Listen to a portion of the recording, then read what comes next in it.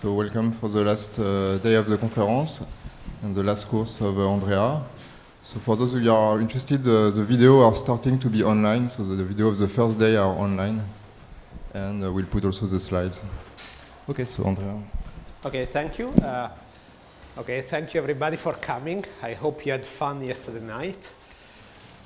I'm very impressed by you coming so early in the morning. You know, when I used to live in Paris, the day after Fête de la Musique, I would spend in bed all day. But okay. Okay, so this is, I'll present some, so today I thought a good fit would be to talk about some recent work we did, in particular work that we did with Song and Yu, and Bai, that are two students. Song is a student in applied math in Stanford, and Yu Bai is a student in statistics. And then I'll mention some other works with other people very briefly. Okay. So the setting for this lecture is the classical statistical learning setting. That is, we have data that are, you know, without loss of generality, vectors in d dimension, and we want to come up. So these are data z1, zn, and we want to come up with a model for this data, and we think of it as a parametric model with some, you know, vector of parameters theta. Okay, so this is a very standard setting, and we all know that there is one or I hope you know, everybody should know probably there is one standard approach to this that is very frequent. That is empirical risk minimization. That is, you form a cost function that is a sum over all the data points of some loss that depends on your parameter vector theta and you know, the data zi. And the rationale for this approach is the following: is that hopefully the parameter that you want to compute, theta 0, is the minimizer of what's called the population risk, that is the expectation of the loss. So the hope is that for large n, you know, somehow the empirical risk concentrates around the population risk, and therefore by minimizing the empirical risk, you minimize the population risk. Okay. Does this make sense for everybody? Is everybody more or less familiar with this, right? Right. So just to give you an example, even if, you know, from, you know, some work that we did, you know, a year ago with Mossen Bayati and Sona Bhaskar, this was predicting long-term chronic diseases in hospital patients. And so here we were predicting, I think, diabetes 1 year in advance, and okay, so we used some logistic model. So, you know, the work had a lot of bells and whistles, but at the core there was some empirical risk minimization. It was a bit fancier than this, but not really much more complicated. So here you model the y using the logistic function. Okay. So you know, so this is a very classical setting and brings up two theoretical questions that are important, of course. One is a statistical question, that is, how close is the minimizer of the empirical risk to the minimum of the empirical risk to the minimum of the population risk, and you know, how close can be interpreted both in value and in, you know, minimizer, location of the minimizer. And then there is a computational question, that is, how do we minimize the empirical risk?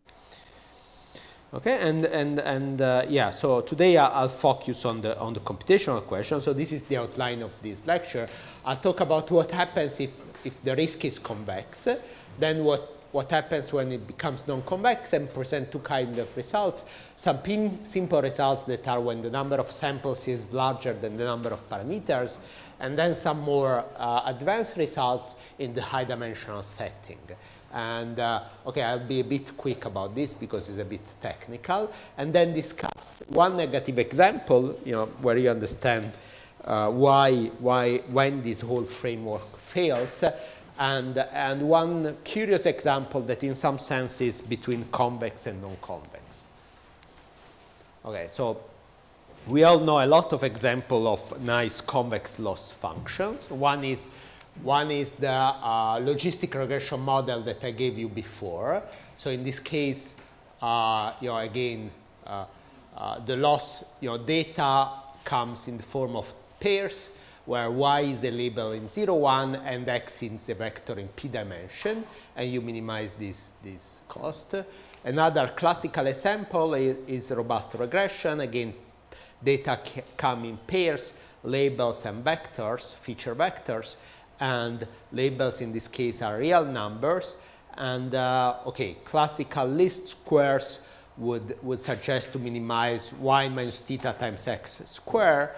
Robust regression suggests instead to minimize a different cost function, for instance, the Huber loss that grows more slowly at infinity and hence is less sensitive to outliers.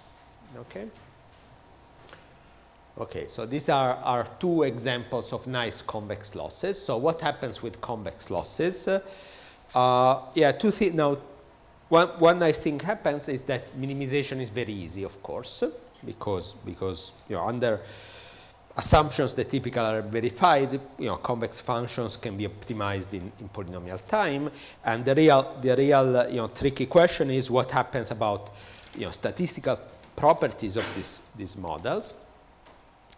And okay, let me give you one or two slides analysis, you know, summary of how the analysis of this problem goes. Okay, so what you do is the following: you say, okay, I have the population risk, and the population risk is convex, and it has a minimizer, say theta 0. The gradient at theta 0 is 0, and this is the real parameter that you want to compute, right? Now, the empirical risk is not equal to the population risk, but is still convex, right? So it has a minimizer that, you know, satisfies, you know, it's a stationary point. Right? Now, what you want to do is to bound the difference between theta hat and theta 0. How you do it? Well, this is how you do it. First, you come up with you have to establish some form of strong convexity. The simplest is the following. You prove that the minimum eigenvalue of the Gaussian is uniformly bounded below in some region that is where theta, you know, falls. And then you use elementary, you know, kindergarten, you know, calculus, you know, kindergarten for the French system. So you say that this 0 is the gradient of r hat at theta hat, and then this is the gradient at theta 0 of r hat plus the Gaussian at some intermediate point times the difference between theta hat and theta 0. And then you invert this equation. You use the fact that the Gaussian is bounded below. So you use this lower bound and you get 1 over kappa upper bound. And now you are in great shape because this is the gradient of the risk, the empirical risk at a fixed point. And this is very nice. It's just a sum of gradients of the losses. These are IID objects. And, you know, fairly simple, you know, concentration result implied that this will be of order, under assumption on L, will be of order square root of the dimension over n. And this is basically the optimal rate. So this argument loses constant, but you know, under this type of assumption gives optimal rate. So this is how life goes in the convex setting. And this is a kind of argument that has a very long history. If you want, you can, in the low dimensional setting in which the number of parameters is fixed, you can trace it back to perhaps to Fisher even. And you know, it was, you know, substantially generalized in recent year in the high dimensional setting in which the number of parameters is much bigger than the number of samples. And basically, you know, the subtle, you know, thing that the new phenomenon that comes up there is that, okay, you assume some structural assumption, of course, you make some structural assumption on theta 0, and you cannot, of course, prove strong convexity, so you prove some weaker form of convexity, like the RI property or all sorts of generalization. But the core of the argument is very similar. So you don't use strong convexity, you use the, you know, restricted strong convexity, restricted isometry property, restricted eigenvalue property, etc. And so this is a line of work that has gone on for 10 years now and has a lot of interesting results. Okay, so what happens now if the loss is non-convex? Okay. So first of all, why are we interested in non-convex losses? Well, first of all, a strong motivation is that this is used in practice. People, that solve the statistical learning problems in industry, for statistical application, etc., use non-convex functions a lot. So this calls for some theory, and sometimes there is a reason for that. That is, you can write a problem, but the convex relaxation is, you can write in theory a convex relaxation. There is always a way. For instance, we saw yesterday and the day before, we talked about the sum of squares hierarchy. That is a big hammer that allows to convexify basically pretty much anything, but you come up with a huge dimensional problem. You blow up the dimension. So you start with d dimension, or n dimension, you end up to n to the d dimension. Okay? Okay, so let me give you a couple of concrete examples of non-convex losses. One example is binary classification. You can do binary classification with logistic regression, but another way of doing it is that you minimize, so you look at the logistic function, sigma logistic function, and you minimize yi minus sigma of theta x squared. Okay? So this is some kind of smooth version of the misclassification error. So it goes more or less like this. If you misclassify, you pay -1, you pay 1. If you classify correctly, you pay 0, and in between there is a smooth transition. So you can think of it as a tighter approximation of the 0-1 loss. That is ideally what you would like to minimize. And there are some reasons why you might want to do this. So one reason is, for instance, is that you might hope that this is more robust than logistic regression. And of course, this is a very long history dating back to the first example of neural network. Here is another example, is a mixture of Gaussian, very simple model. You have data z1 to zn that come with probability 1/2 from a Gaussian with center theta 1, theta 0, 1, and probability 1/2 from a Gaussian with center theta 0, 2. And the task, you don't know the labels. The task is to find the two centers. How are you going to do about it? Well, the most direct way you can think of is just you do maximum likelihood. Okay? So what is maximum likelihood in this case? Is you maximize the sum over a data point, the log of the probability of seeing data point zi, probability density, which is this one, phi of zi minus theta 1 plus phi of zi minus theta 2, where phi is the Gaussian density. Okay, so what are general things that we can say in these non-convex examples? One general statement that we can make is uniform convergence, right, under weak assumptions. Okay, okay. So this is again one area that has a lot of very interesting results, but I want to give just a very high level view of this. What this kind of result tell you is that if you look at the empirical risk minus the population risk, you take the supremum over some region. This is bounded by basically the same thing, square root of p over n. Now here I'm hiding a lot of sophisticated stuff. For instance, the fact that this p is not necessarily the number of parameters, but can be something smaller than that, like the VC dimension. But the gist of this kind of result is this one. Okay, so this morally what is telling you the following, that you have a population risk that looks like this, and the empirical risk stays in a small band around the population risk. Okay? So this has a lot of important consequences. For instance, that if you minimize the population risk in value, you will be very close to the population minimizer of the empirical. If you minimize the empirical risk in value, you will be very close to the minima of the population risk. And if this function is nice, for instance, is strongly convex about the minimum, and there is no other minimizer that is close to it, then you are close also in location, in L2 distance, for instance. Now, if you draw this kind of cartoon, there is a natural question that comes up. I want to know to minimize this function. This is my program. I want to minimize. How do I minimize this function? Well, if I run some sort of gradient descent, I will be afraid of getting stuck in local minima right away. Okay, so do optimization algorithm get stuck on local minima?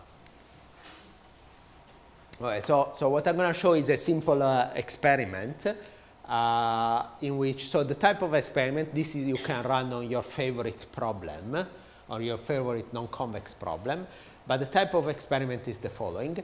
I generate a large number, say 10,000 random initialization, and then I run gradient descent starting from this 10,000 random initialization, and so this is what I run, very simple fixed step size gradient descent. And then after any number of iterations, I compute the variance of my estimate, okay, how spread they are. And this is one example in which we did this in, for this binary classification problem, non-convex binary classification problem. So you plot the variance, we plot the variance, and we see things like this, that this variance, so this is standard deviation, goes down exponentially with the number of iterations. All right, so this was for some credit data, and the number of sample was 600 and the number of dimension 14. Here the standard deviation is standard deviation not with respect to any randomness in the problem is completely deterministic, is the randomness in the initialization. So this is telling you that no matter where you are initializing from, you are converging to the same minimum, or you seem to be converging to the same minimum. And so when we started thinking about this, I asked the Song to do some of this simulation, and I kept coming back with this type of result. This is for the mixture model, and this is synthetic data. We again always converge to what seems to be a unique local minimum. Okay, so this begs the question why this is happening. Okay, so let me now state some result. I'll first look at the case n bigger or equal than p, that bigger or the same order than p, that is kind of simpler. Actually, it's fairly simple, but it gives the right intuition, I think. Okay, so I'll make some assumption. So what are the assumptions of my problem? I'll assume that the parameter stays in some bounded ball, and the data are IID, of course. I assume that the gradient of the loss is sub-Gaussian, is tau square sub-Gaussian, at any fixed point. The Hessian, so if you take the Hessian and you sandwich between, with the vector of length 1, we assume that this is sub-exponential. And finally, two technical things. The Hessian of the population risk is bounded at some point. For instance, at 0 is bounded. This is pretty weak. It's bounded by a polynomial. And second is that the Hessian of the loss has a Lipschitz norm that is bounded by polynomial. So basically, we are assuming that the loss is smooth, and then the gradient of the loss is sub-Gaussian. So perhaps these assumptions can be weakened. Probably they can be weakened with some work. I don't see them as too hard, too strong. In fact, they include all the examples that I gave before. Of course, the strong assumption is that the data come from some IID fashion, but this is pretty standard in this setting. So this kind of slides in such a talk is normally summarized by saying under mild assumptions, which is I think cheating. I think these are strong assumptions, but okay. So this is a easy lemma that follows more or less by standard arguments. If you assume all of these things and you take the number of samples bigger than p log p, okay, then the following happens with high probability. The gradient of the population risk is close to the gradient of the empirical risk uniformly over all points in your ball. And what does it mean close? It's close within, okay, the factor tau is the normal scaling with tau, and what enters here is the ratio square root of p over n. That is basically the optimal thing that you might hope, the parametric rate. And the same is for the supremum of the difference of the echelons of the empirical risk and the echelon of population risk in operator norm again. Now these bounds have this extra log n, and this is unclear to me whether this log n is tight or not. We didn't try really hard to fix it, but okay. It might well be an artifact of the proof. Okay, but apart from log, okay, this is good. So what it's telling you is that if this is the population risk, then the empirical risk cannot look like this, because in this case the gradient is not uniformly close to the gradient of this, right? So the only thing that can happen is something like this. In other words, if you have a nice population risk, you must have a nice empirical risk, provided that you have enough samples. Okay, so let me give you one consequence of this, because I think it's a cute consequence that just conveys this kind of picture in a more formal way. The consequence is the following. So let me define the following class of functions. So there is this notion of what is a Morse function. A Morse function is a C2 function such that stationary points, critical points, are always non-degenerate. So what does it mean non-degenerate? It means that if you look at the echelon at the critical point, it doesn't have eigenvalues 0. It is full rank. So things are either minima, strict minima, second order minima, second order maxima, or they are saddles, but saddle without eigenvalue 0. So they are either negative. So these are particularly nice functions. So there is a natural way to make this a little bit more quantitative. I'll say that is epsilon eta strongly Morse. If you have a point where the gradient is big, so the gradient of the function is at least epsilon. If the gradient is less than epsilon, so it's almost critical, then the minimum eigenvalue, the closest to 0 eigenvalue of the echelon is at most eta. So if you are at an almost critical point, something that is almost critical, almost gradient 0, then the echelon doesn't have near 0 directions. If the gradient is small, then the echelon is strongly non-degenerate. Notice that this doesn't mean that it is convex. It can have saddles, it can have minima, maxima, etc. So a consequence of my lemma for these functions, for instance, you can work out consequences for various classes of functions, but for these functions is particularly nice. If you have a number of samples that is at least p log p, and the population risk is strongly Morse, then what happens is that the empirical risk is also strongly Morse, and there is a one-to-one correspondence of minima of the empirical risk with minima of the population risk. So means that for each minima, critical points, so for each critical point of population risk, there exists a critical point of the empirical risk, and the correspondence is one-to-one. Okay? The correspondence preserves the index. What is the index of a critical point? Is the number of negative directions, right? So minima corresponds to minima, saddles with one negative direction correspond to saddles with one negative direction, and so on. And the saddles, these critical points, are close to the critical points of the population risk in the sense that they are within square root of p, and there is this usual log n factor. Okay, so this is something that we saw in this picture. So here there is a minimum that corresponds to a minimum, a maximum, local maximum that corresponds to a local maximum, local minimum to a local minimum. Okay, so I want to give a proof sketch of this because it uses, there is one small, it's not particularly difficult, but it has a small piece that is kind of cute.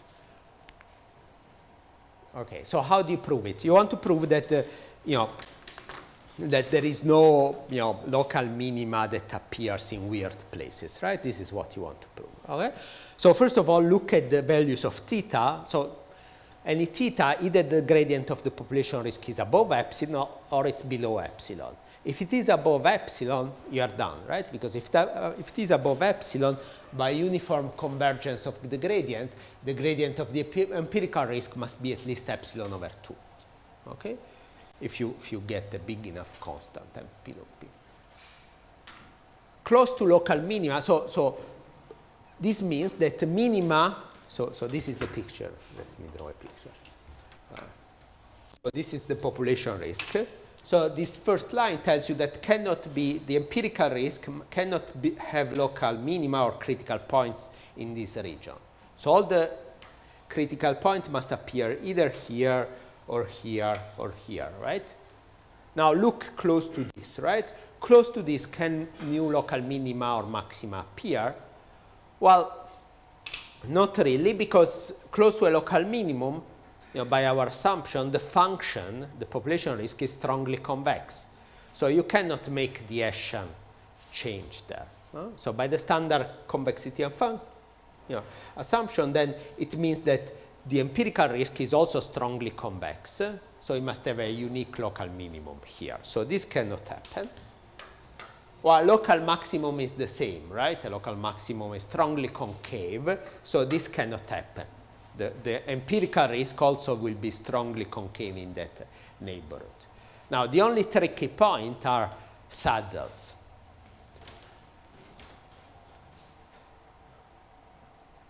Okay, so saddles, what we know from the empirical convergence of the Hessian is that near a saddle, there can be other, you know, new saddles appearing a priori, but they must have all the same index as the original saddle, right? Because the Hessian has all eigenvalues bounded away from 0. For changing the index, you must have one eigenvalue that crosses 0. And this requires a big change in the Hessian. And by the empirical convergence of the Hessian, this cannot happen. Now, the point is that saddles are a bit tricky. You say it can be, you know, if you have a local minimum, you cannot have two local minima close to each other without having a saddle that connects them. So if you have one local minimum at the population risk, you will have only one local minimum in the empirical risk, because otherwise, if you had two, a saddle will appear, and this would change the index. Now, if you have a saddle, it can well be that you have two saddles close to each other of the same index. This is one example, right? So this is, okay, it took me some time to plot this figure. It's my best, graphic work ever. So these are two saddles, you see. So the arrows are the gradient flow, and the lines are the level lines. And the two saddles, one here and one here. This saddle has a negative direction this way and a positive direction this way. And this saddle instead has a negative direction this way and a positive direction this way, right? So let me draw it again here. So you have two saddles here, and this goes like this here, like this here, like this here, like this here, and then like this here, like this here, like this here. This is perfectly possible.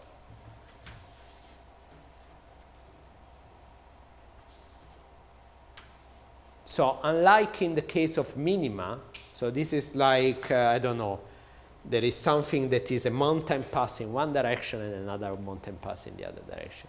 So unlike minima, local minima, you cannot put two local minima close to each other without putting an extra saddle connecting them. But saddle, you can put two saddles close to each other without anything else connecting them. But I claim that this will not happen in hardware. So it can be a priori that you start with this population risk and you end up to this empirical risk with two saddles. But I claim that this does not happen, and there is a topological reason for this. If you go and look the arrows around this picture and you do one circle clockwise, the arrow does one loop clockwise. If you go around this picture and you do one loop clockwise, the arrow does two loops clockwise. Okay? So this is the degree of the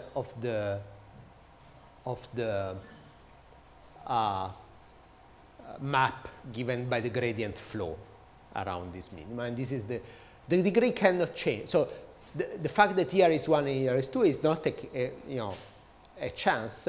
There is a basic theorem in differential topologies that says that basically this degree must be equal to the sum of number of critical points inside weighted by their index. So the fact that here is 1 and here is 2 is related to the fact that here there is one saddle and here there is two saddle. But the degree cannot change, you see, because I'm computing the degree only by looking at regions in which the gradient is large. And the region in which the gradient is large, the gradient cannot change much, cannot become 0 by the uniform convergence of the gradient. So this implies that the degree here cannot change, hence the number of saddles cannot change. Okay? This is the proof that there is a one-to-one correspondence. Okay, so this is my example, one example, the mixture model. In this case, the Gaussian mixture model, if you look at the population risk, there is two saddles, two minima, clearly, because if you do mixture of Gaussian, you don't know really, it doesn't matter if the group 1 is called 1 and group 2 is called 2 or vice versa. Okay? Sorry, there is a global minimum in which you put a center here and a center there, and there is another global minimum in which you interchange the saddle, the center. And these two global minima are connected by a saddle. So the population risk of this problem for the Gaussian mixture model looks like this. There is two global minima and one saddle connecting them.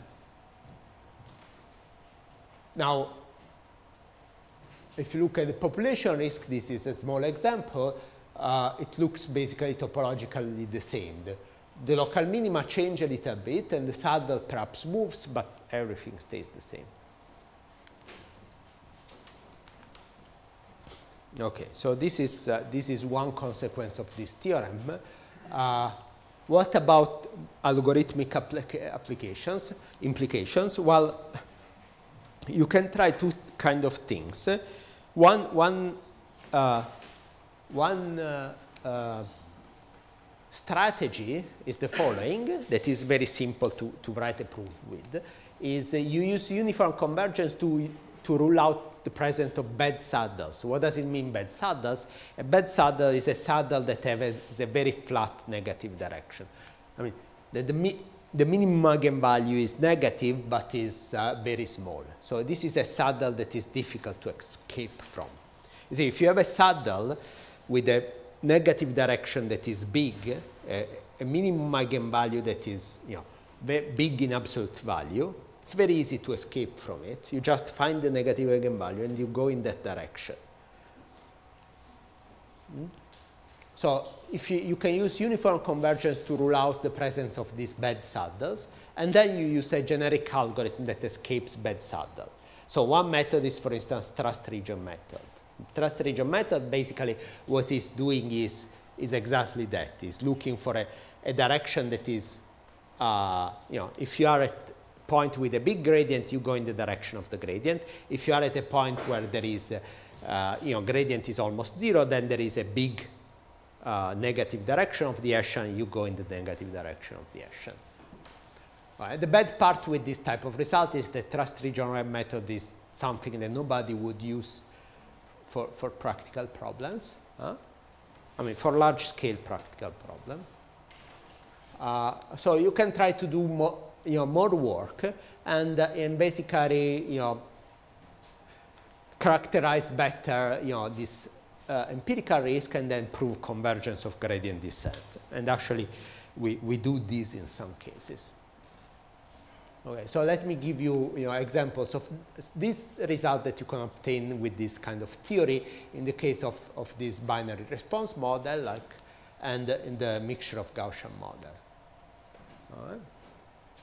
So in the first model, so classificate this binary classification or robust regression. Okay, so what I'm referring here is robust regression using non-convex losses. Okay. So I plotted before the Uber loss, but people over the years studied all sorts of non-convex losses. For instance, this is a well-known type of loss that is the Take loss. Okay, it's something that is bounded at infinity and it's non-convex. Okay. So what we prove is the following, that if my feature vectors are sub-Gaussian and centered, and the population covariance is bounded below some delta, if you have sufficient smoothness of the function sigma or rho, so in this case it's rho, for classification we call this sigma, then the following happens. The population risk has a unique critical point, theta, call it theta hat. Gradient descent converges from any initialization to theta hat. And the estimation error follows the parametric rate. So it's square root of the, apart from logs, admittedly. Okay. So this is basically the same type of result that you obtain for convex losses, but now we obtain for non-convex losses. And the nice thing is that you can prove convergence of gradient descent. All right, so this is the picture, for instance, in the case of binary classification. If you look at the population risk function, it's like a ball, okay? So it's like a, round around the minimum and flattens out. So it's like this kind of picture in 2 dimensions. And this is the empirical risk for a small example. So now the ball gets a little bit deformed, but there is always a global minimum. So this is repeating the experiment that I did before. So I described this experiment where I said, yes? Is the boundedness assumption on the loss crucial, or it is just a nice tool to get through? I'm not assuming boundedness. I'm assuming this thing. Yeah, and I assume a similar, I didn't write here the assumption for all. So these are the assumptions on the derivative for the classification problem. This is the assumption on sigma. So here the problem was what I wrote before. So it's, assume that the data, so all of these, this particular theorem assume that the data comes really from this model.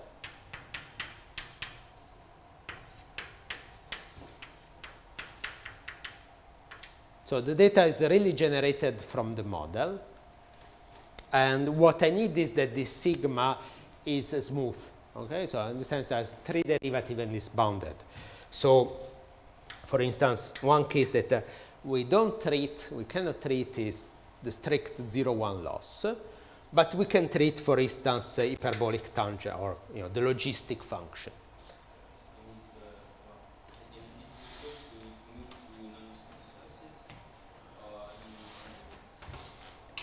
Well,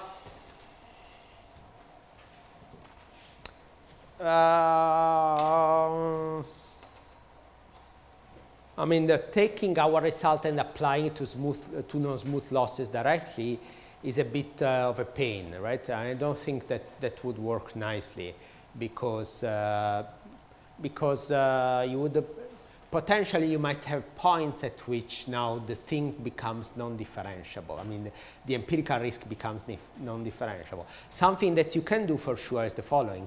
Assume that x, if you assume that your feature vector or your z has a density, then going between smooth and non-smooth losses should be the same. If you have a density, the density of x, the randomness of x, basically what it does is that it smoothens out this thing, and so you can pass easily to non-smooth thing, right? But But if you want to go it directly with non-smooth things, then that will be more painful. I mean, you will have to start again from zero. And, yeah. So that's it's a good direction, right? Other thing is that in this case, in the previous theorem, we are not assuming that the data come from any model. We are assuming that data are IID, but they come. We might not know what is their distribution. In this case, for this theorem, we are assuming that the distribution, that we have the true model. So that is a strong assumption, of course, and will be interesting to see. It's a strong assumption, but is needed, right? Because we need to study the population risk, and the population risk will be nice only if there is some nice structure in the data, right? So you might ask now, what happens if this model is not perfectly correct? So is all of this result robust if you perturb this model? This is an interesting question. All right. So this is the experiment that I showed before, in which I start from many initialization, and then I run the gradient descent, and then I look at the variance of the estimate after t iteration of gradient descent. And I call it a success if the variance is very small, and the failure if the variance is big. So very small means that basically there is a unique global minimum, a unique local minimum. Large failure means that there is no unique global minimum, and this is what happens if n over d is small. You don't succeed often. So somehow this landscape of the empirical risk, it has multiple local minima, or in any way you don't converge to the global minimum.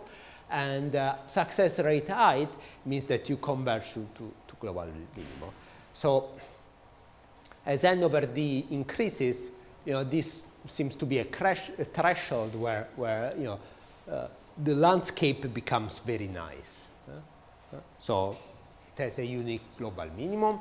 And okay, so this is what a physicist, again, my PhD is in physics, so this is what a physicist kind of figure that physicists like, because these curves are becoming steeper and steeper as the dimension increases. So this points at some kind of threshold phenomenon, or some kind of phase transition phenomenon. Okay, so I will not state the result for the Gaussian mixture model, but we have a similar theorem in that case. Now, I should say a good part in this theorem is in reality, most of the work is in reality doing the study of the population risk. That's a kind of painful. It's analysis, it's basic analysis, and there is not, we don't have a lot of ways to do it. So in this case, surprisingly, so we can use some result by Shu Maleki. Oh, okay, this is another author that I forgot. Surprisingly, the only result that characterizes the population risk for this simple mixture of Gaussian model came up in 2016. Okay, there is one, it's this and another paper at the same time by Daskalakis and others.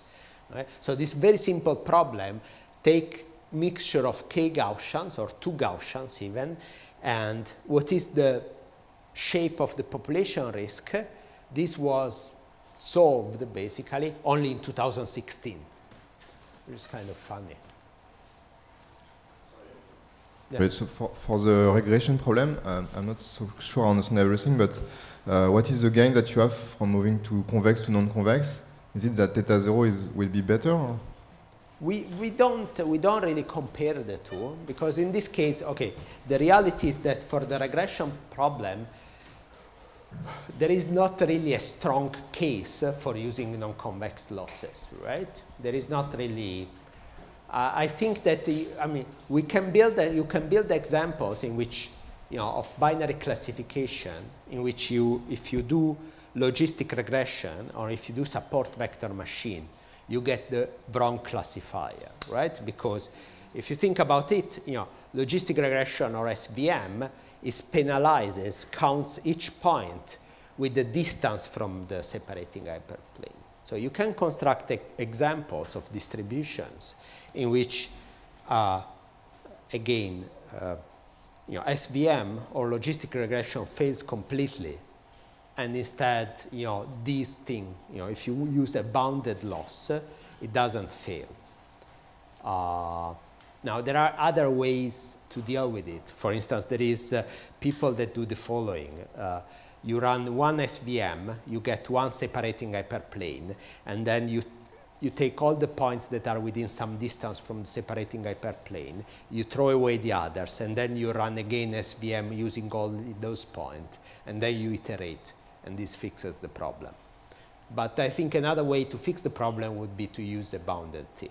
But we didn't really study. So I think in the paper we have some examples like this, in which we show that, some small example in which you show that, can be non-robust, the SVM, the logistic regression, but we don't have a formal result saying, this thing is robust. So, of course, there are cases in which, there is a stronger reason for using non-convex losses, right?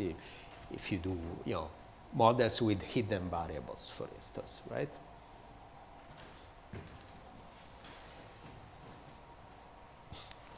Okay. So what happens when the number of samples is less than the number of parameters? Okay, so what we'll do is the following. I'll assume the standard assumption here is that the parameter vector is highly structured, so for instance is sparse, and then you penalize for sparsity using L1 norm. So I minimize R of theta plus a regularization parameter times the L1 norm of theta. Okay, and I always keep theta in the finite ball for technical reasons. So we have a general theorem for this thing, as the general theorem in the low-dimensional case, but I will not state that because, okay, it will take me a little bit too much to explain the assumptions, but I'll give you one example, and this example is again this binary classification problem, and this is also known in this context as one-bit compressed sensing. So it's exactly the same as compressed sensing, except that you don't observe, theta times x. You don't have linear observation, but this observation is quantized to 1 bit. Okay, so observation I is 1 with probability that is some function, the probability that it is 1 with probability that is some function of theta 0 times xi, and now we try to reconstruct it by minimizing this non-convex loss plus L1 norm of theta. So this is a problem that is being well studied in the compressed sensing literature, in particular by Plan and Verschinin.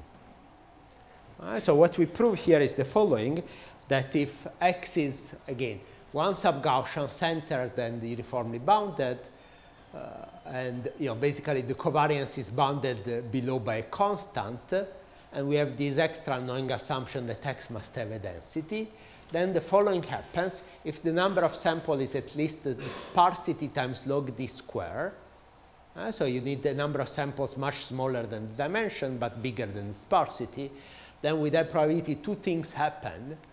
The non-convex problem has a unique local minimizer, and this local minimizer approaches the true value basically at the optimal rate, S0 over n, S0 log d over n. So the best result before to compare this with is a paper by Plan, Verschinin, and Udovina. So what they do, they use a convex approach, and okay, they are not really comparable in the sense that they get 1 log d factor better in the sense of sample size. So this log d square is somehow related to this log n in the first lemma that I gave you. So it's probably an artifact of the proof. They don't have this, but they have stronger assumption. They have to assume that these vector xi are Gaussian, while here we have, okay, more general things. They can be sub-Gaussian, and they have to be uniformly bounded, but this you can get rid of if you're happy to pay an extra log factor. Okay, so basically, even in the sparse setting, we get a result that is comparable to what you obtain with convex approaches. Yep.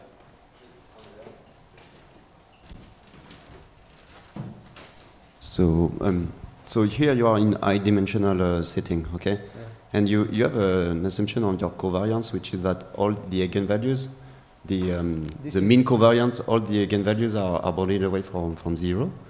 And if you think that the Marchand-Compastor thing, you know, if you take the proportional growth model, we know that if you want to achieve this kind of assumptions, you really need a proportion between the number of samples you are doing and the dimension you are taking.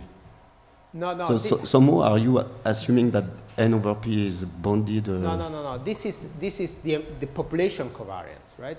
Yes. Yeah. Sure. Okay. Yeah. So this is you know, for instance, you know, these people they do xi Gaussian and with identity covariance. Yeah. So this is the empirical covariance, of course, will be rank deficient, will be strongly rank deficient, right? So it can be degenerated. Sorry? It can be degenerated in your the empirical one will be completely degenerate, of course. Thank you. I mean, we'll have only n non-zero, only n. Yeah.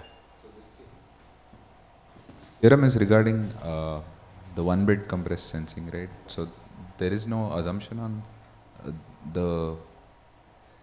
the function that you're assuming, the sigma or rho? I don't know. Yeah, I probably skipped it. So these are basically the same assumptions as we had before for the bounded first, second, third derivative. So it has to be smooth, okay, basically.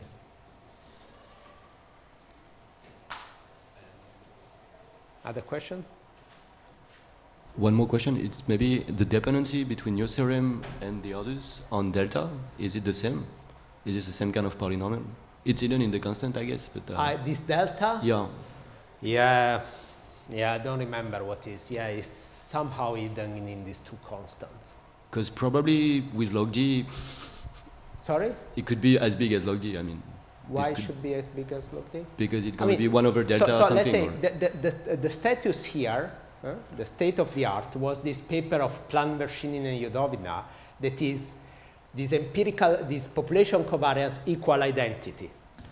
So Plan et al.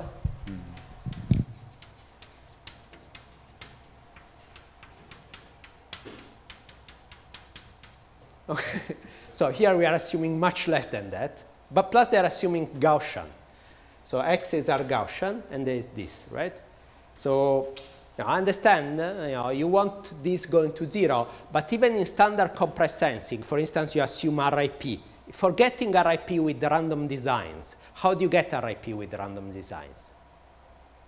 You need this.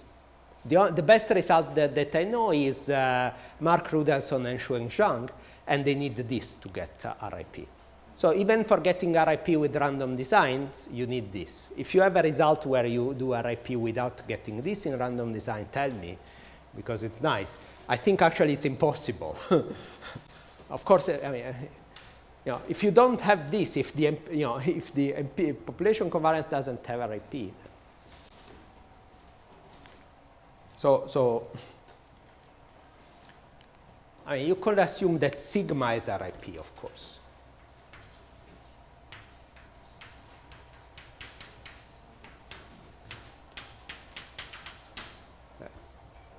So a weaker assumption would be this one. Okay, so one can try to weaken it in that direction.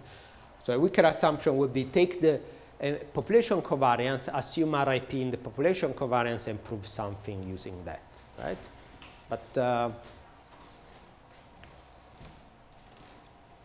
But yeah, good luck.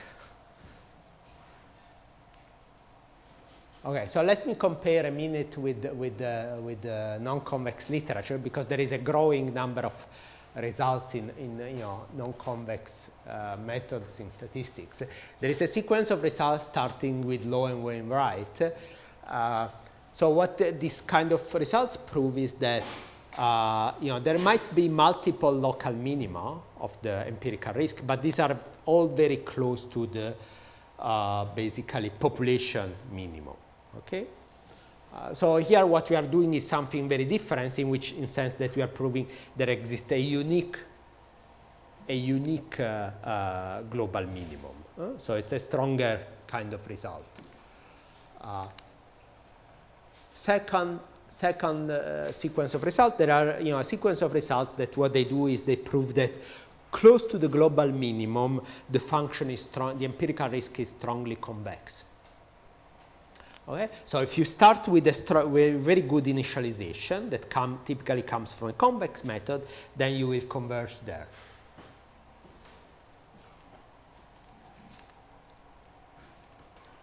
And finally, there is a small number of results that prove a result of papers that prove a result comparable to this.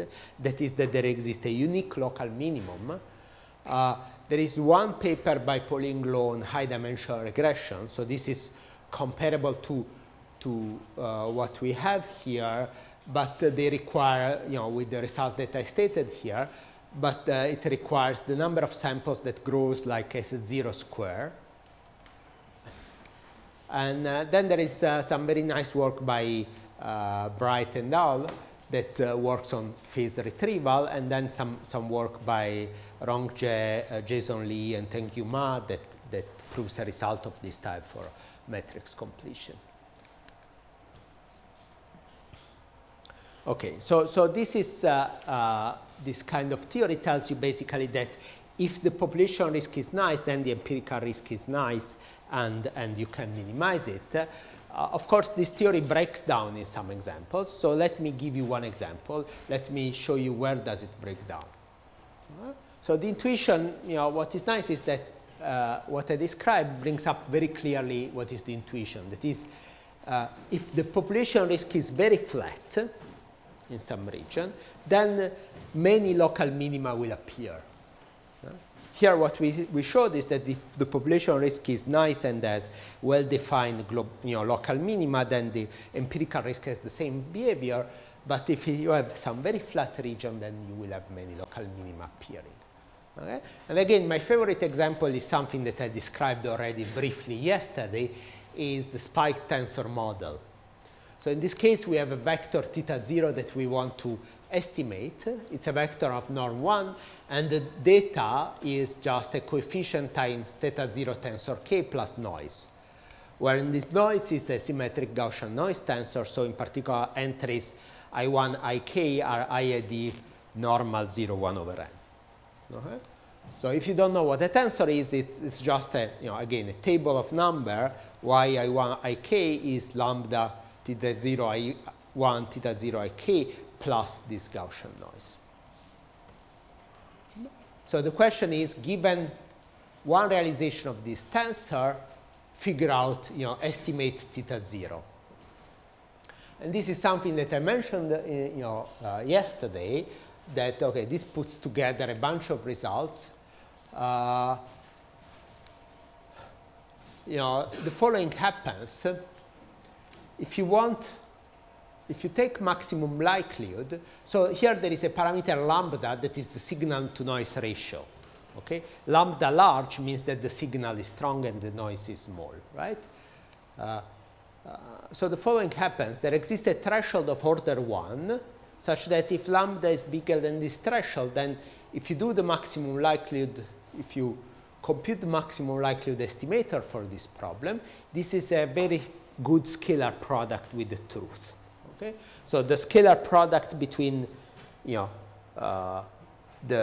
true vector and my estimate is bigger than 0.99. Okay? On the other hand, if lambda is below another threshold of order 1, then no estimator will achieve a scalar product bigger than epsilon. In fact, more than this is true. In fact, it's true that it's even impossible to distinguish between the null model with lambda equals 0 and the model with lambda different from 0. So if you look at, so all of this is for k at least 3. If you look at, if you call p lambda, the law under, for signal to noise ratio lambda, and p0, the law of y, so this is the law of y, say, with lambda equals 0, this is in total variation, this goes to 0 for lambda less than lambda it.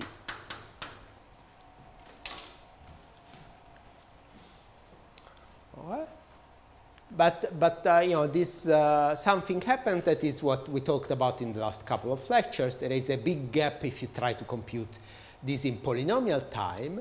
That is, you know, if you want scalar product bigger than 1 minus epsilon in linear time, we don't know of any algorithm that works below lambda that is of order n to the k minus 2 over 4. Okay, so no efficient estimator exists in this regime. Okay. And people did more than this. They analyzed the sum of square hierarchy and they proved that it fails in this regime.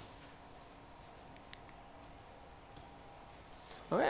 And okay, I should mention that after this initial work, there is, you know, papers that get, you know, more refined results and bounds. In particular, there is one by Bandera Perry-Wine and one by Jacala, Lelarche, Melans, and Borova. And this is something that you really see in practice. This is, you know, a certain number of reconstruction algorithms for the case k equal true 2, and I plot the scalar product V0 times my estimate versus the signal to noise ratio. Okay, here in this figure it's called beta. So if your scalar product is large, means that you are reconstructing the vector, and you see as the samples, as the dimension of the problem increases, all these curves move to the right. And the fact that they move to the right means that, you know, they work worse and worse. So if you fix any beta, for n large enough, your estimator will fail.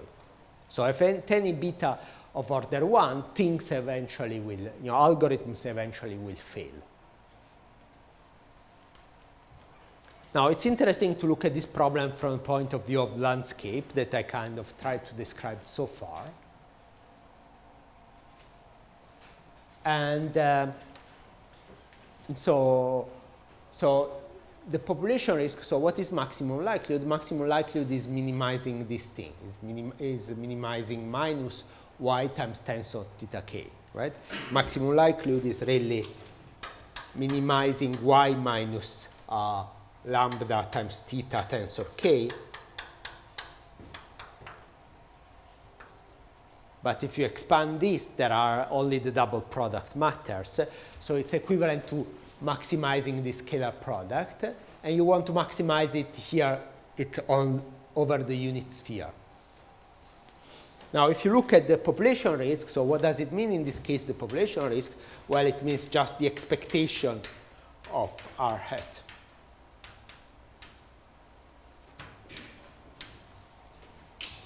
So what does the expectation look like? It's just, well, you remember what is y. Y is this. So if you take expectation, this gets equal to 0, and only this survives. So you get theta 0 tensor k times theta tensor k, scalar product. So this is equal to theta 0 times theta to the k. Right? So the population risk is theta 0 times theta to the k. If I plot it against theta 0 times theta, you know, it has a very large region in which it is flat. Right? So you can make a, you know, back of the envelope calculation for this. And the back of the envelope calculation is the following. Compute the gradient of the population risk. The gradient of population risk is this one, right? And now ask yourself, suppose that I, you know, try to minimize this empirical risk by gradient descent, okay? And say that I start with the empirical, with the random initialization. If you look at the random initialization, the scalar product of theta and theta 0 will be 1 over square root of n. So if you look at the gradient of the empirical risk times theta 0, so what I have to do, I want to do the following. I start with the random initialization, and I see, you know, do I get a drift in the direction of the true vector? Do I get a drift in the direction of theta 0? Okay? If you look at this product, so this is the gradient of the empirical risk in the direction of theta 0. Okay? You get the product of this times theta 0, which is theta times theta 0 to the k minus 1. Right? So this is the expectation. How much in expectation I go towards theta 0. And then you have the contribution of the noise, that is W times, theta 0, because of this theta 0, times theta to the k minus 1. Well, if I think of theta as fixed, this whole product is like any special, it's not more special than any entry of W. So it's of order 1 over square root of n. And of the other hand, this guy is of order 1 over n to the k minus 1 over 2. Right? So when does it happen that this drift beats the randomness? Right? So if I minimize the population risk, I would have always a drift towards theta 0. But if I minimize the empirical risk, then I have the drift and then a random part. Where does the noise beats the drift? Well, the noise beats the drift if this guy is bigger than this, and the drift wins if lambda is bigger than the ratio of these two. So you compute the ratio, and you get that lambda has to be bigger than n to k minus 2 over 2. So this is a simple back of the envelope calculation that suggests that, that there is a gap. That for lambda of order 1, there is too much noise in your gradient to really go towards theta 0. Now, there is something funny about this calculation is that you get k minus 2 over 2, but the real threshold seems to be k minus 2 over 4. And I must confess, okay. This seems to be a weakness of gradient descent. Gradient descent, it's worse than the optimal algorithm. Actually, it's substantially worse than the optimal algorithm.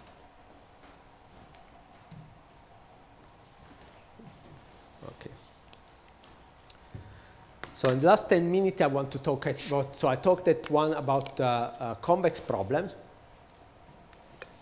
I talked about non-convex problems. I want to describe one example in which things are nice for some completely different reason, that is somehow between convex and non-convex. And okay, one motivation is that, as I described before, convex formulations are nice because there is a global optimum and they are inherently robust. Non-convex problems, you have only a local optimal, but often you can implement algorithms with less computation or less storage. And the question is, can we get the best of both worlds? So what I want to describe is a very, very simple problem, talk about a very simple problem, and that is this max cut type problem. So you want to maximize xax over all binary vectors x. So there is many kind of statistical application of these optimization problems. For instance, okay, this is not a statistical application. There is the max cut problem. This is can be formulated in this way. In this case, the matrix A is minus the adjacency matrix of a graph. Max cut problem is the following. You are given a graph, and you want to partition the vertices in two sets in such a way to maximize the number of edges across. Right? So you can write it as an integer programming problem if you put here the adjacency minus the adjacency matrix of the graph.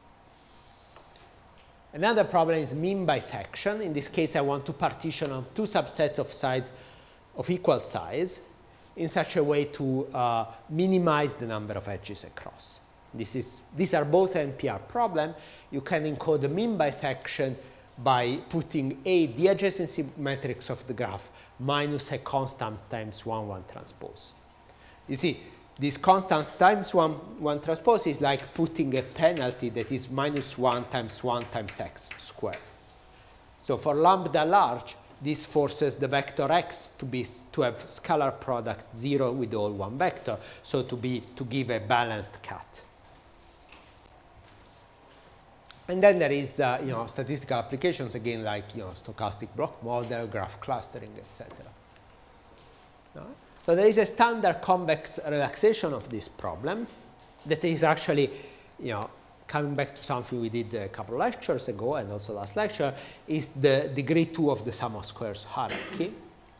And it's the following. You just maximize A times x subject to x PSD and xii equal to 1, right? So basically what you are doing is that your original problem is about maximizing A times XX transpose. And here I'm lifting this to a general matrix capital X, and I impose that the diagonal elements are 1 and that it is PSD. So this is a semi-definite programming relaxation of my problem, and was largely became famous largely after the work of Goemans and Williamson. Now, how do you optimize this? How do you solve this? Well, if you use a generic method, it runs soon into trouble. You can hardly do beyond a few hundreds dimensions. So if you use a generic interior point method, there is a nice idea by Burer and Montero that has been used a lot, and is the following. I'll just take the problem and I put back the rank constraint. I say rank of x less than k. So now if you do this, something nice happens. Why? Because you can rewrite the same problem. You see any matrix X that satisfies this constraint, rank x less than k, you can write it as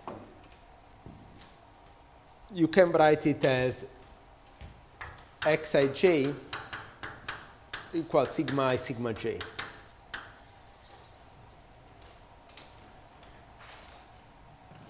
Okay? So any rank k matrix, you can write it as the gram matrix of a set of vectors of dimension k. So the same problem is equivalent to this. I maximize sum over aij sigma I sigma j, where sigma I have vectors of length k and have unit norm. So this problem is completely equivalent to the previous one, and it's a smooth optimization problem over a nice manifold. The manifold is just the product of n k-dimensional spheres. So this is written again. You maximize this sigma I sigma j, where sigma belongs to this nice manifold. So what is nice about this is that now you have only k times n variables, so you don't have to store n square variables. What is bad about it, of course, is that you went to a non-convex problem. Right? So you don't have generic guarantees of optimality. So what do we know about this problem with this formulation? So there is some work by Pataki and also Barvinok. They prove that under some genericity assumption of A, the optimum of the SDP, there is an optimizer of the SDP with the rank basically square root of n. So the SDP optimum, there is an SDP optimum that has fairly low rank. There is a more recent work by Bandera, Bomal, and Boroninsky that proves that if you go above this square root of 2n, then this non-convex formulation actually has no local maxima, except from, of course, the global maximum. Now, this is nice and suggests that you should use k basically square root of 2n.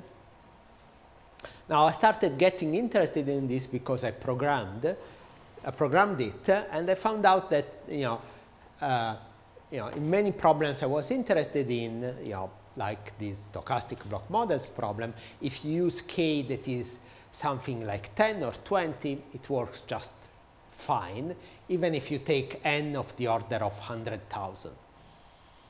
Right? So even k much smaller than square root of n seems to work very well empirically. And this was very surprising to me. Right? So I tried to understand this. And this was what we found out. This is the result. Okay, here there is a equal missing. Take this smooth optimization problem. Then the following happens. If you have any point sigma such that the Hessian at sigma of this function, this is the Riemannian Hessian, is less than epsilon. Yeah? So what does it mean that the Hessian is less than epsilon?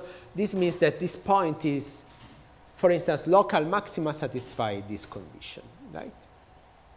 And not only local maxima, so that the local maxima correspond to the case epsilon equal to 0, second order local maxima, right? And actually we can do a epsilon any small epsilon, so this means includes also not only local maximum but bad saddles. Saddles that don't have a positive, strong positive direction. So these are the saddles that you can get trapped on. So if this happens, but if you prefer think of epsilon equal to 0, then the following happens. The value of f is at least the SDP value minus something that is of the same order as the SDP value divided by k. SDP of A is the value of SDP when you use matrix A. And in many cases, SDP of minus A is of the same order as SDP of A. So you can think of this as a relative error of order 1 over k. So basically, if you take k of order 1, all the local maxima are within a relative error of order 1 over k from the global maximum. So, okay, so this is a very nice figure that Song, my student spent several months perfectioning. So this is a picture of the landscape of this non-convex problem. And the landscape looks like this. There is the SDP value that is up there. So since it is a relaxation, the SDP value is higher than the optimum on the non-convex problem. So then there is the non-convex problem. This is a global optimizer, and then a local optimizer. And what we are saying is that between the global optimum, and in fact between the SDP value and the worst local optimum, local maximizer, there is a gap. And this gap is of order 1 over k times the SDP value. So there is a very small gap, and the gap goes to 0 with k. And then there is saddle points below that level. But these saddle points are nice in the sense they have a large curvature. They have a large positive direction.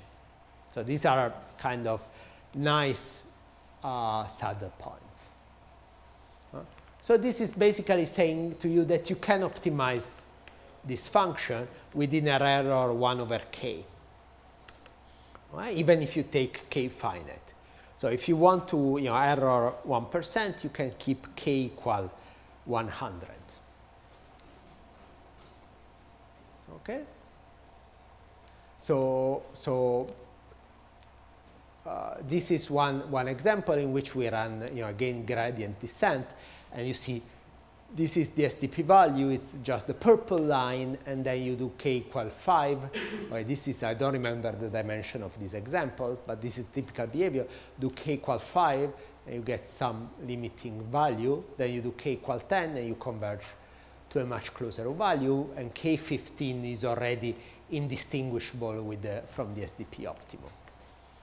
And this is how the gradient, the norm of the gradient decreases. It's for k equal 5, it has these funny bumps. So these bumps probably corresponds to the point crossing, going close to a saddle. But for k large, this converges very nicely. This is what I talked about. So there is the under one theme that we saw in this lecture, and that it's of interest to me is which statistical problems are tractable, meaning they can be computed, solved in polynomial times. And we saw a couple of ways to look at it. One way was using SDP hierarchies. We saw this in the second and third lectures. We discussed a little bit in the last lecture about this. This is related to this message passing algorithm that I described. And okay, today I talked more at the landscape analysis. And I think it's very interesting to try to understand. And still we don't understand, we don't have a clear understanding of which problems are, but it's interesting to look at them from various points of view. So that's all. Thank you.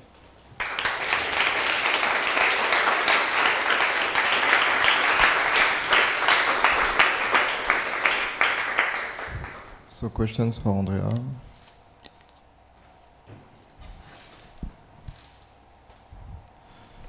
So maybe. Oh.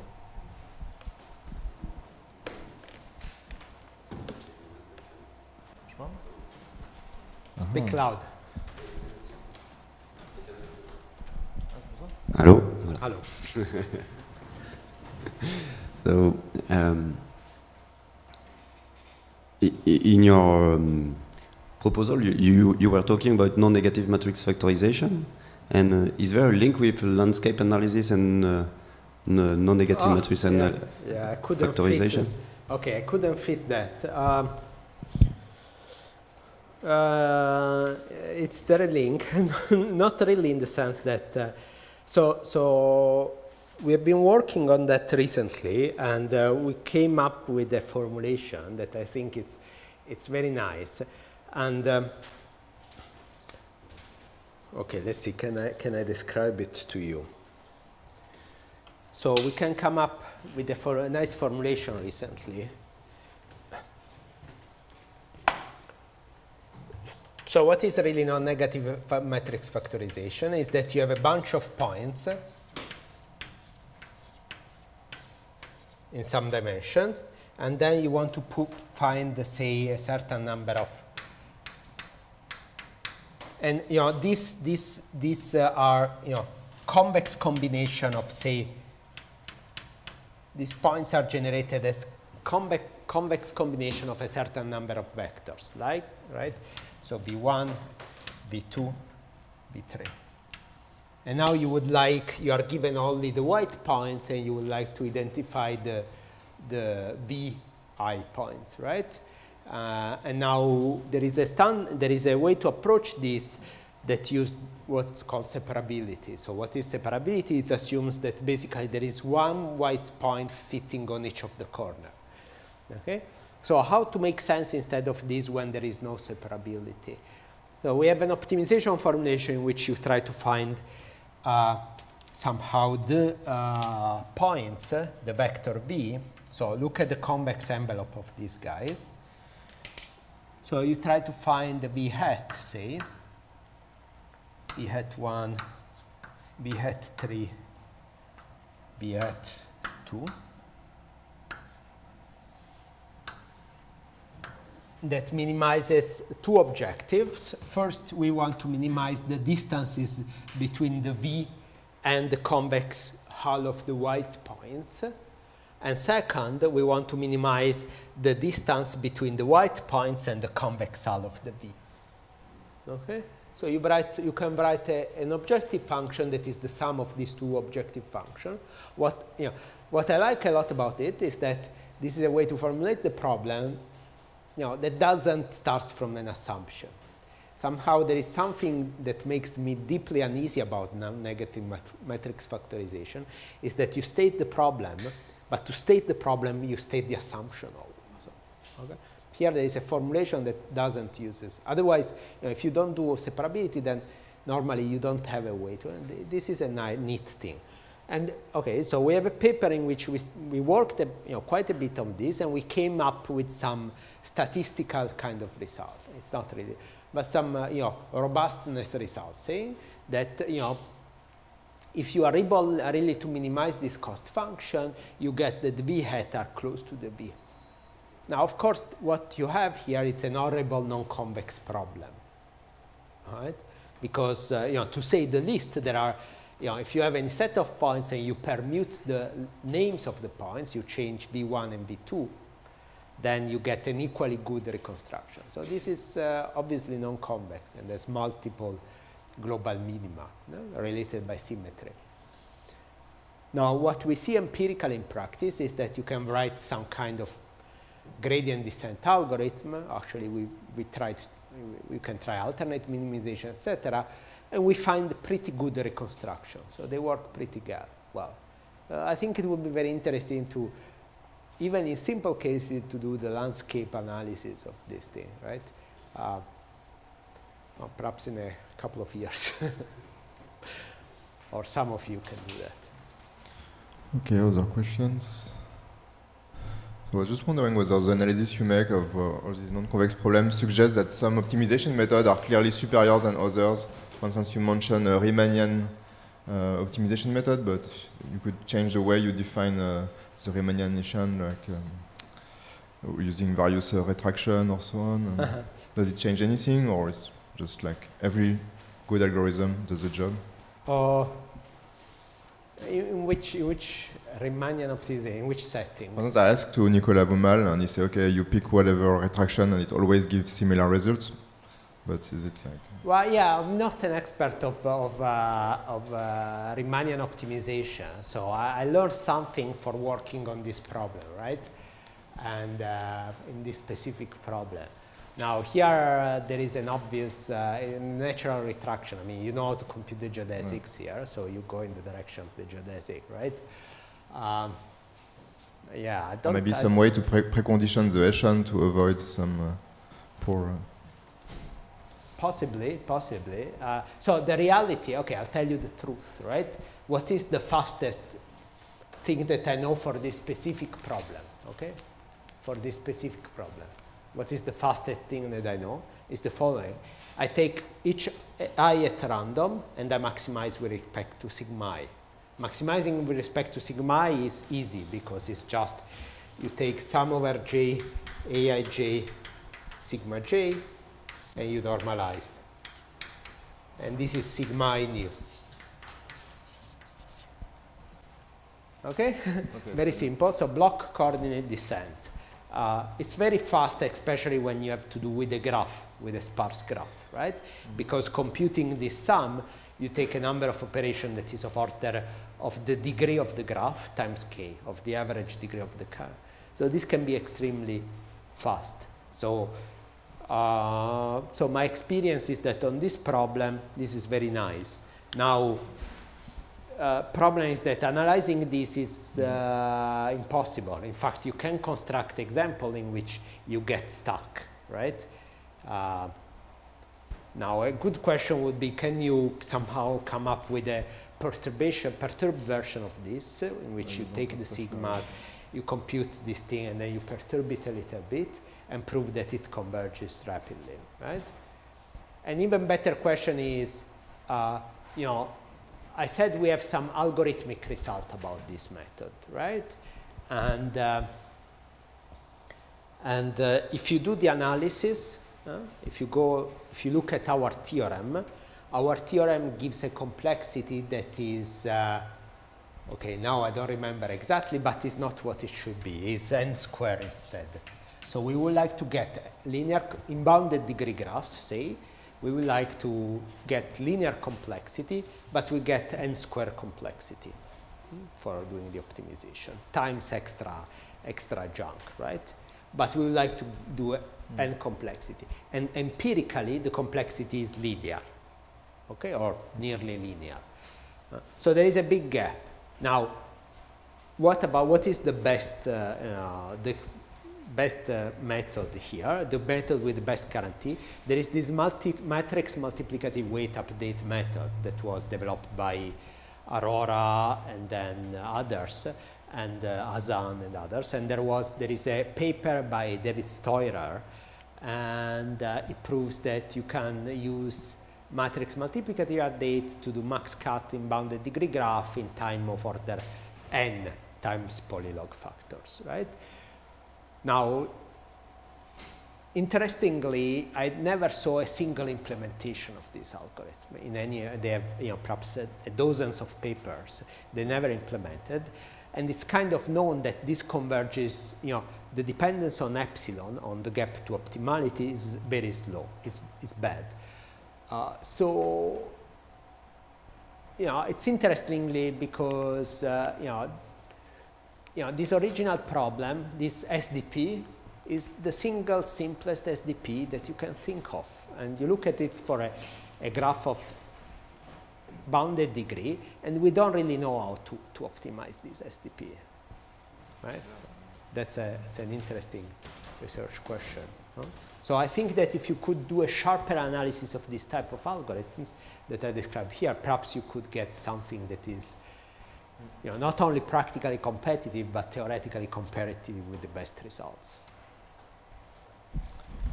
Okay, so if there's no more question, we should thank Andrea for all his course.